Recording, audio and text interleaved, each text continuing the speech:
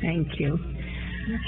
Thank you to the many groups that have worked together to put this conference together. There's so many conferences that take place in the world, but I chose to travel really the full length of the globe to be with you at a time where there are strong pressures needing my presence at home, because Ecuador has sown some seeds that could be extremely important, not just for the future of this country, but for the future of the earth and all people. I have undertaken this journey to honor your constitution, that is the first constitution in contemporary times to recognize the rights of nature. At a time where around the world everything underground is being mined by corporations who have been endowed with so much capital, created through the fictitious processes of Wall Street, where every mining company, I was reading the other day, has $70 billion of cash surpluses, which they don't know what to do with. So they must invest in more and more mines, more and more minerals. And of course, when you are flushed with that kind of money, you will make sure that any restrictions are broken down. You remember a few months ago, maybe last month, there were for about 5 days images of the red mud in Hungary. Now, no one would connect that red mud to the aluminium in those doors, but it is a vital part of producing aluminium. Aluminium is made from bauxite. For every ton of bauxite mined, 1 ton of waste is produced. 1,300 tons of water are used. 13,000 kilowatts of energy are used. But all of that is externalized. All of that, in every mining, of taking anything from underground, putting it above ground.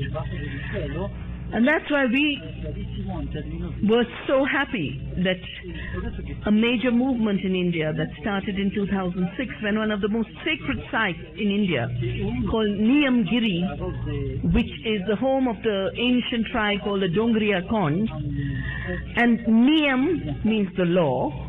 The mountain that upholds the universal law is the name of this mountain. And the indigenous people were saying, if you tear down this mountain, you tear down our world. Because everything is defined by this mountain. But there were also good scientific reasons. There were 32 streams that come out of that mountain, because bauxite is a very, very good holder of water.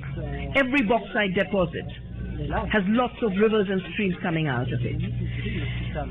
The big company, it's based in England, its name is Vedanta. Vedanta actually means the end of the Vedas, because the Vedas are the highest learning in India, but beyond the Vedas is the real knowledge of the world. And this company that basically just tears down people's rights and people's ecosystems has named itself Vedanta because its older name was associated with corruption, with very, very bad, corrupt takeovers of Indian companies. So they named themselves Vedanta and thought they could just walk over. They thought they could bribe the courts, they thought they could bribe the government, and they did. They got clearances at every level. And the indigenous people here will find this very familiar. The Supreme Court judge actually said, when he approved this mine, that, oh, the tribals are grass-eating people, and they have to be civilized, and they have to be pulled out of the forest. And if the only way to do it is to make this mine, then we will make sure the mine grows. But this is a mountain with so much biodiversity, so much horticultural produce. The indigenous people invited me to celebrate World Environment Day on June 5th this year, and they have this feast of about 60 kinds of mangoes that they have cultivated. They have pineapple, they have oranges, they have medicinal plants. As they say, we need nothing from the outside world except salt. And for that we have so much to give to the rest of the world. We continue to persist to give support at the scientific and legal level. The government was eventually ashamed that it had approved this mining, and the mining approval licenses started to get withdrawn in August this year. It was decided that we would leave that bauxite in the mountains. And that's why the second reason I've come to Ecuador on this very long journey is to honor the initiative that you have taken in the Amazon to leave the oil underground. And I want to say this is so important.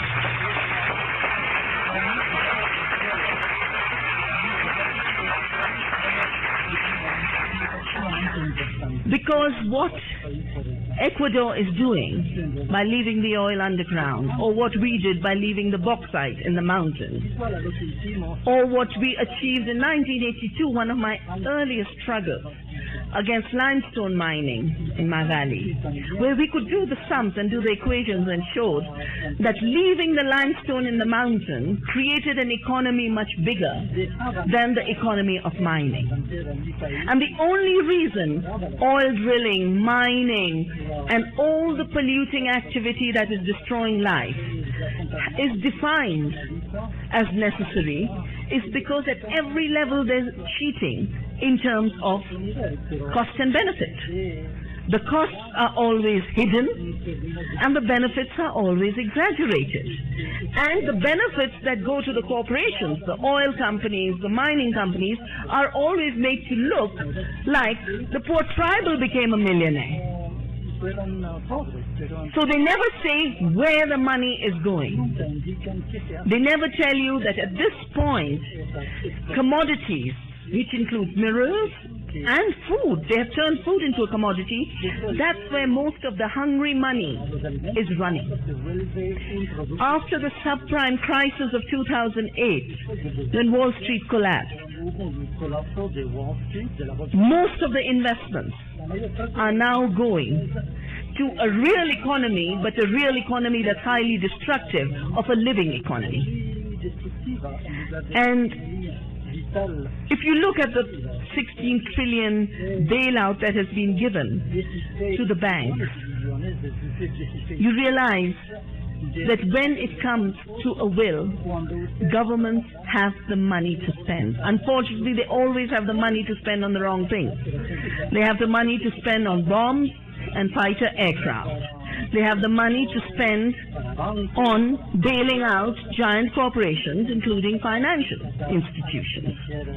But when it comes to making sure the peasant gets a right price, or making sure children have health care, or making sure everyone has food, then suddenly they are short of money.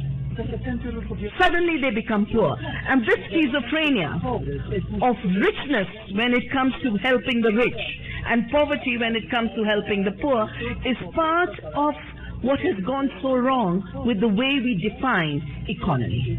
The economy is no more economy. Economy is based on the same roots as the word ecology. Both are rooted in the word oikos. Oikos means home. The home is this planet. Ecology is the science of this home. Economy was supposed to be the management of the home. And as long as this management was in the hands of local communities, as long as it was in the hands of democratic societies, we managed the household. We didn't kill our rivers, we didn't destroy our forests, we didn't mine every last bit of mineral.